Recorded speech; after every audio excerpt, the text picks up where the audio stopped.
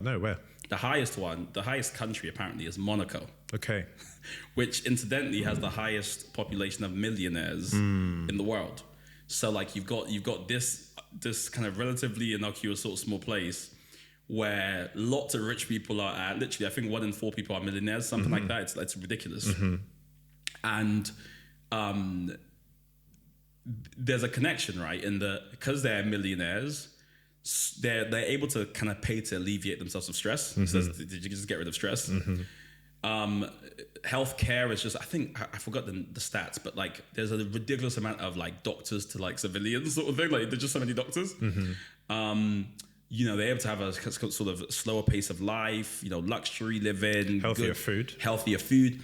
And then you juxtapose that with like Nigeria, where, I mean, there's like one doctor for like, you know, 10,000 citizens or something like that, which is just ridiculous or whatever it is. You know, terrible living conditions, stress, you know, somehow Nigerians are still one of the most joyful people I know. I mean, there's a joy that you get when you walk through the streets of Lagos that like isn't anywhere else in the world, I would say. Like I remember growing up and just even when I was young, my strongest memories are of people like laughing till their belly hurts and playing Ludo outside and not having much, but like having the world at the same time.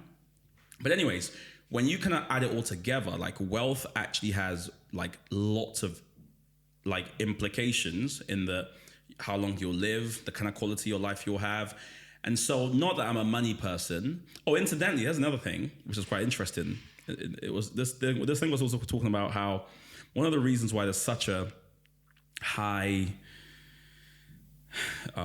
or the infant mortality so high, or whatever it is, in Nigeria, is because of religion. Go on. So rather than go into hospitals or going to get treatment, folks will say, God will do it. So I was watching this other YouTube video with this YouTuber who went to Nigeria and he went to interview all these old people and was like, why are you old? What's your secret? They're like, oh, it's the Lord. And incidentally, if people are sick, sometimes they go, well, one, you can't afford medicine anyways, but then you'd also say, God will protect me, or God will keep me safe. And so you've got a lot of people refusing.